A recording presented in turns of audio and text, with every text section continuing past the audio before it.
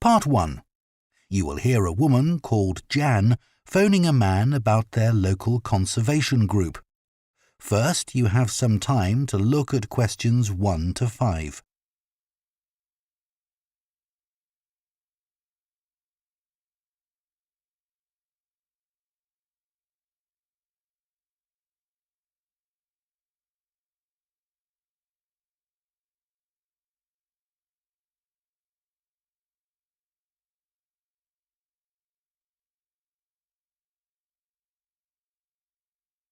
Now listen carefully and answer questions 1 to 5. Hello? Oh, hello. My name's Jan.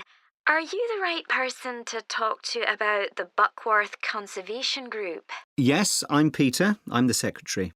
Good. I've just moved to this area and I'm interested in getting involved. I was in a similar group where I used to live. Could you tell me something about your activities, please? Of course. Well, we have a mixture of regular activities and special events. One of the regular ones is trying to keep the beach free of litter. A few of us spend a couple of hours a month on it, and it's awful how much there is to clear. I wish people would be more responsible and take it home with them. I totally agree. I'd be happy to help with that. Is it okay to take dogs? I'm afraid not, as they're banned from the beach itself. You can take them along the cliffs, though, and children are welcome. Right. We also manage a nature reserve, and there's a lot to do there all year round. For example, because it's a popular place to visit, we spend a lot of time looking after the paths and making sure they're in good condition for walking. I could certainly help with that. Good. And we have a programme of creating new habitats there. We've just finished making and installing nesting boxes for birds to use, and next we're going to work on encouraging insects. They're important for the biodiversity of the reserve. They certainly are. Oh, and we're also running a project to identify the different species of butterflies that visit the reserve. You might be interested in taking part in that. Sure. I was involved in something similar where I used to live, counting all the species of moths. I'd enjoy that. Another job we're doing at the reserve is replacing the wall on the southern side, between the parking area and our woodshed. It was badly damaged in a storm last month. Okay. Before you hear the rest of the conversation, you have some time to look at questions 6 to 10.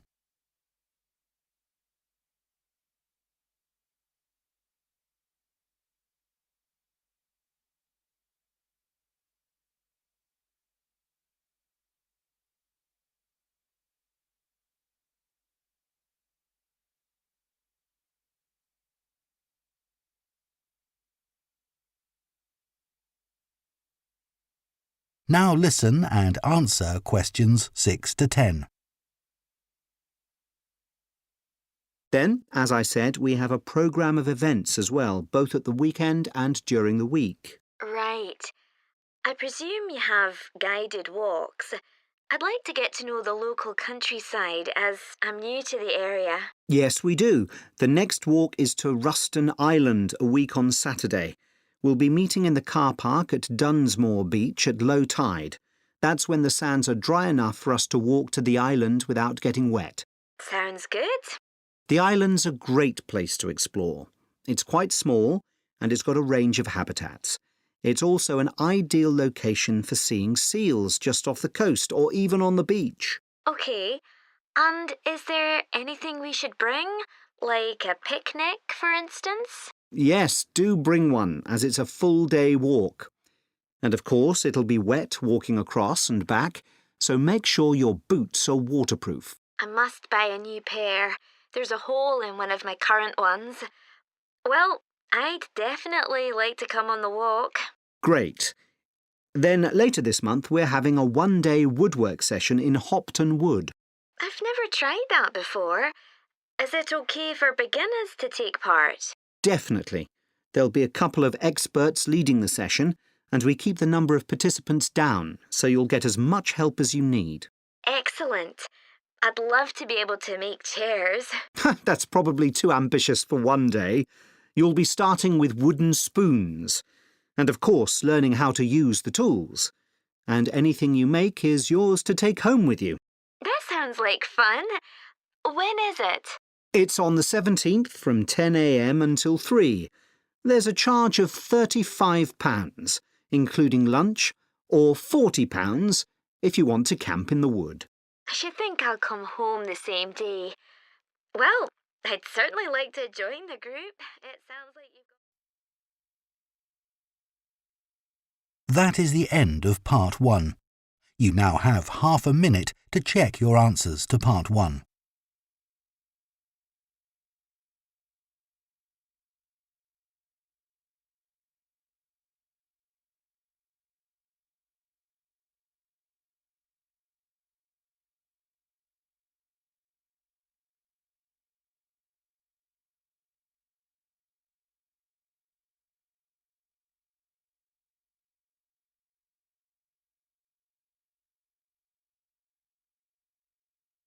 Part 2. You will hear a tour guide, Lou Miller, speaking to a group of people about a boat trip they are going to take around the Australian island of Tasmania. First, you have some time to look at questions 11 to 14.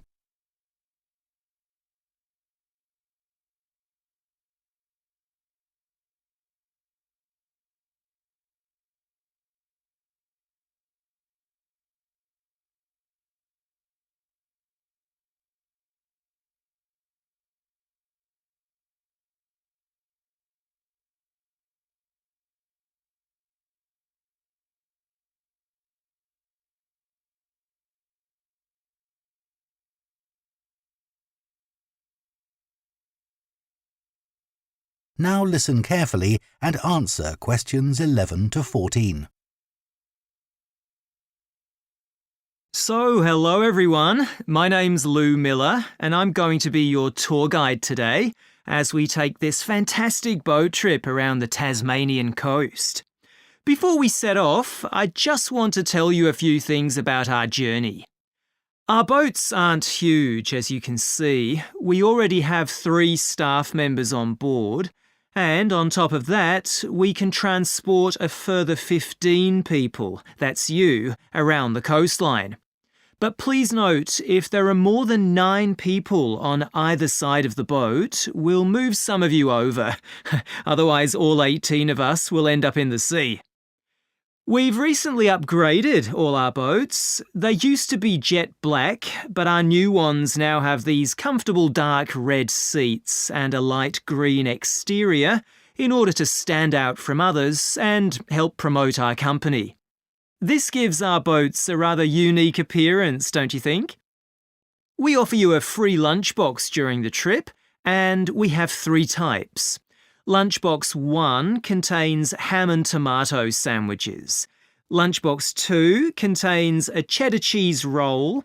And Lunchbox 3 is salad-based and also contains eggs and tuna. All 3 lunchboxes also have a packet of crisps and chocolate bar inside. Please let staff know which lunchbox you prefer. I'm sure I don't have to ask you not to throw anything into the sea. We don't have any bins to put litter in, but Jess, myself or Ray, our other guide, will collect it from you after lunch and put it all in a large plastic sack. Before you hear the rest of the talk, you have some time to look at questions 15 to 20.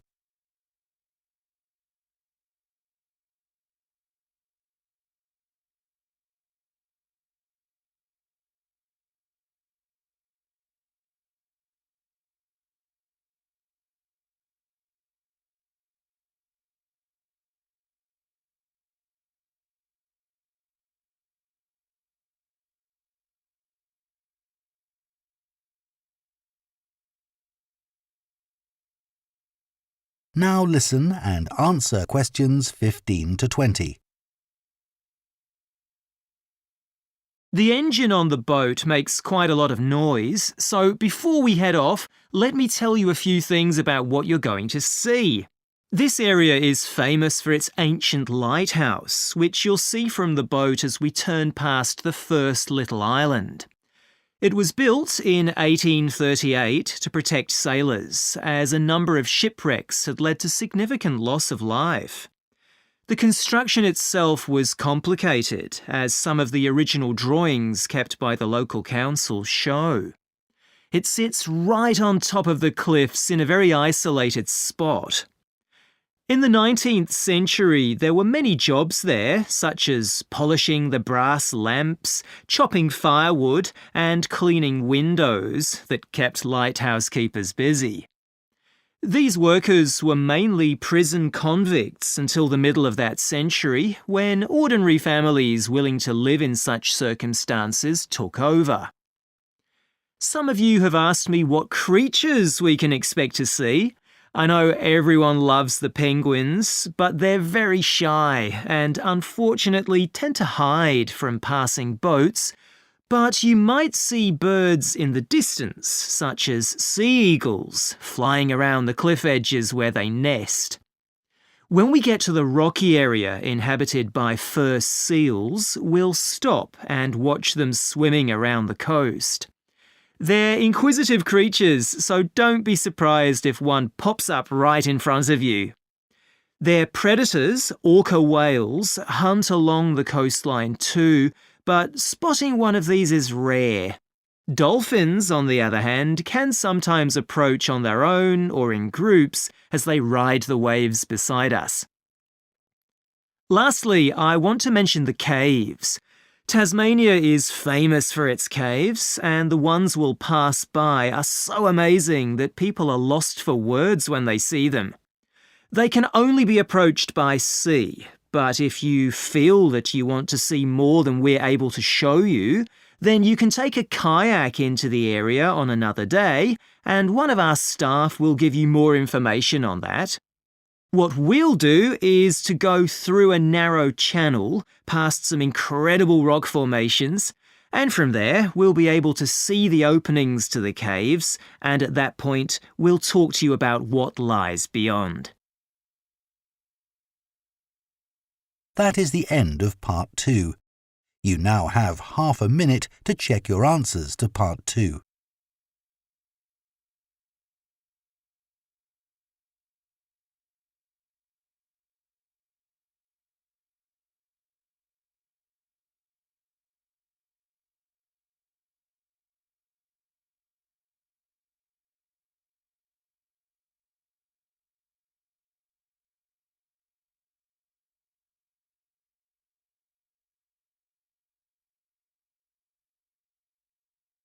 Part 3. You will hear two veterinary science students called Diana and Tim discussing their work placements and their course modules. First, you have some time to look at questions 21 to 26.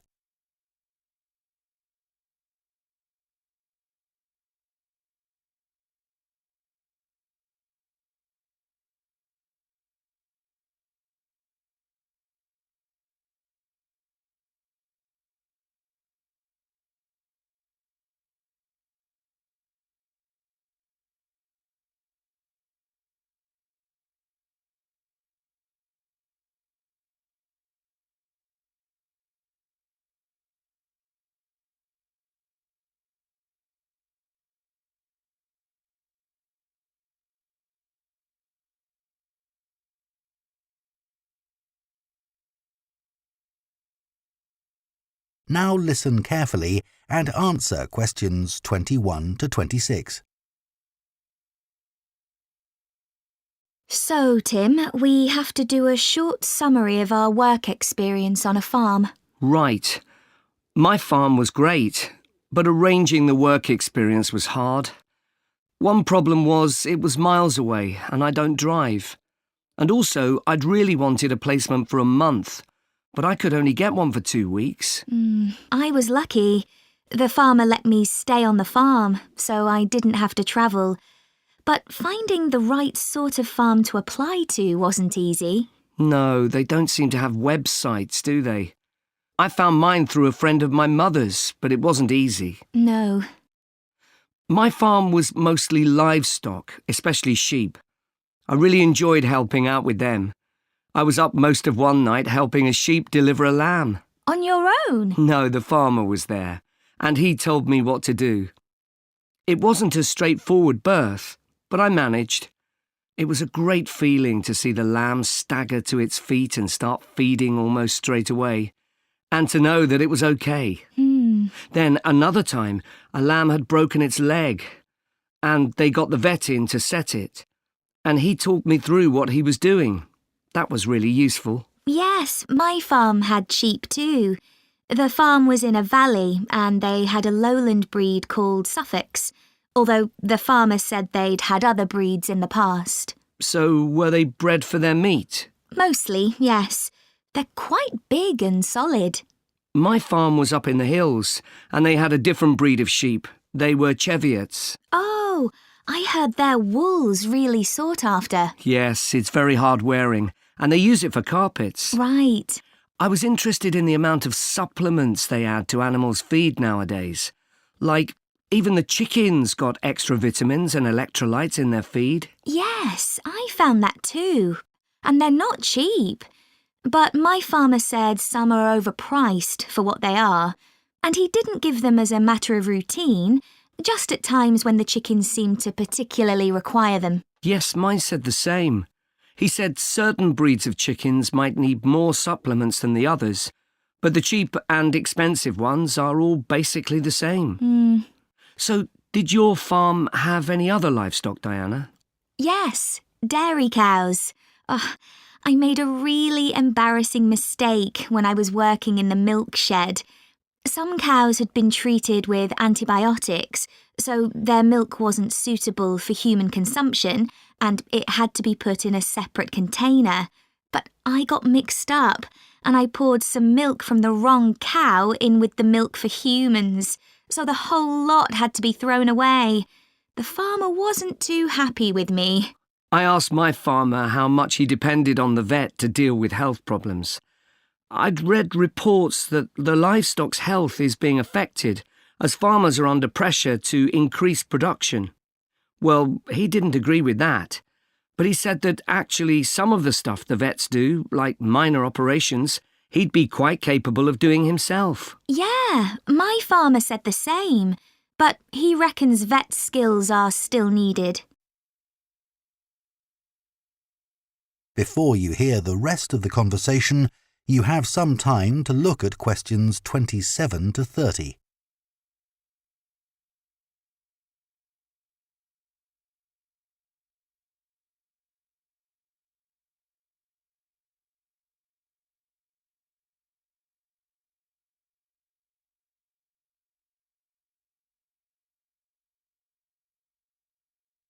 Now listen and answer questions 27 to 30.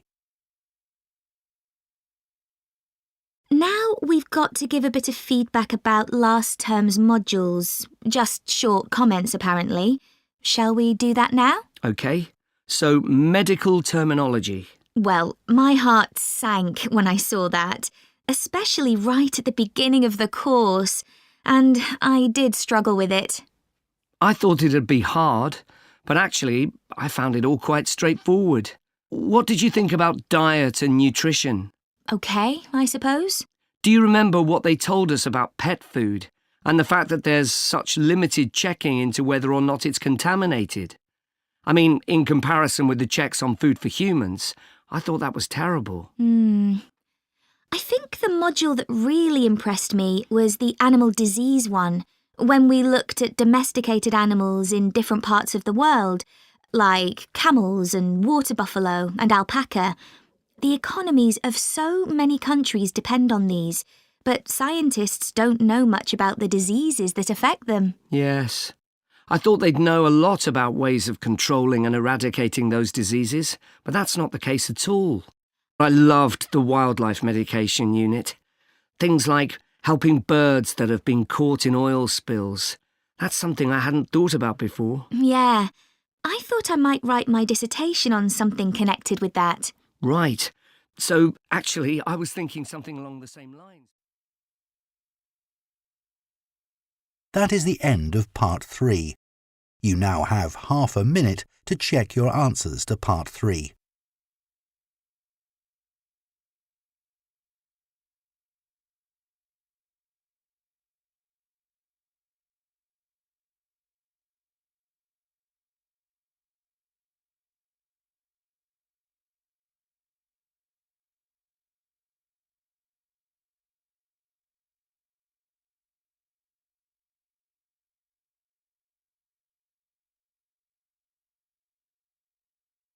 Part 4. You will hear an anthropology student giving a presentation on spiral path designs known as labyrinths. First, you have some time to look at questions 31 to 40.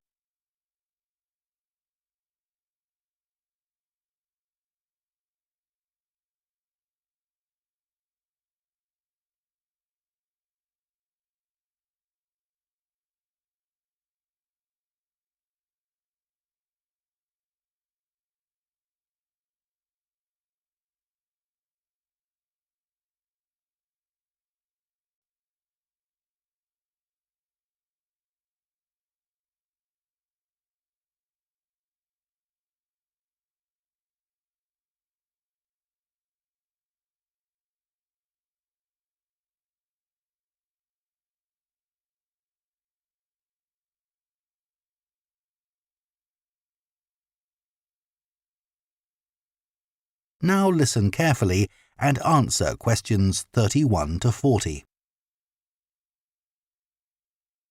Labyrinths have existed for well over 4,000 years. Labyrinths and labyrinthine symbols have been found in regions as diverse as modern-day Turkey, Ireland, Greece, and India. There are various designs of labyrinth, but what they all have in common is a winding spiral path which leads to a central area. There is one starting point at the entrance, and the goal is to reach the central area. Finding your way through a labyrinth involves many twists and turns, but it's not possible to get lost, as there is only one single path. In modern times, the word labyrinth has taken on a different meaning and is often used as a synonym for a maze. A maze is quite different, as it is a kind of puzzle with an intricate network of paths. Mazes became fashionable in the 15th and 16th centuries in Europe and can still be found in the gardens of great houses and palaces. The paths are usually surrounded by thick, high hedges so that it's not possible to see over them. Entering a maze usually involves getting lost a few times before using logic to work out the pattern and find your way to the centre and then out again. There are lots of dead ends and paths which lead you back to where you started. The word maze is believed to come from a Scandinavian word for a state of confusion.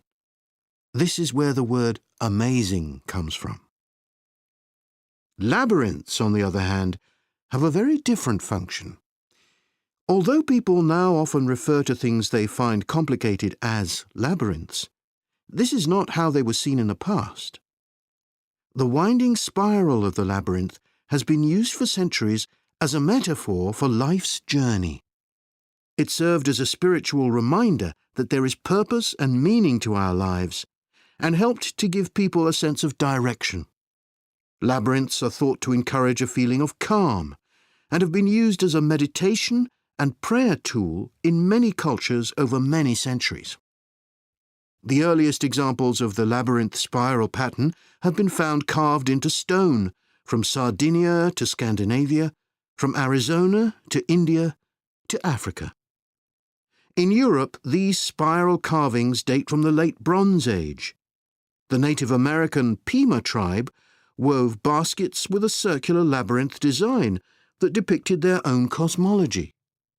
In ancient Greece, the labyrinth spiral was used on coins around 4,000 years ago. Labyrinths made of mosaics were commonly found in bathhouses, villas, and tombs throughout the Roman Empire. In northern Europe, there were actual physical labyrinths designed for walking on. These were cut into the turf or grass, usually in a circular pattern. The origin of these walking labyrinths remains unclear, but they were probably used for fertility rites, which may date back thousands of years. 11 examples of turf labyrinths survive today, including the largest one at Saffron Walden, England, which used to have a large tree in the middle of it.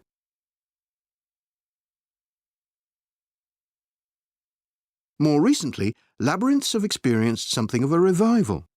Some believe that walking a labyrinth promotes healing and mindfulness, and there are those who believe in its emotional and physical benefits, which includes slower breathing and a restored sense of balance and perspective.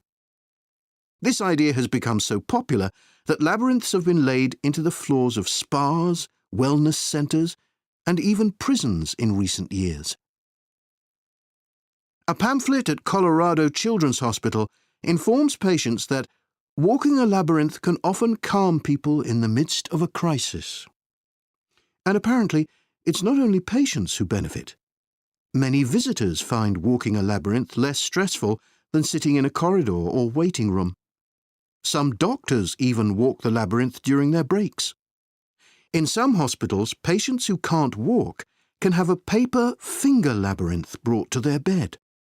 The science behind the theory is a little sketchy, but there are dozens of small-scale studies which support claims about the benefits of labyrinths. For example, one study found that walking a labyrinth provided short-term calming, relaxation and relief from anxiety for Alzheimer's patients. So what is it about labyrinths that makes their appeal so universal?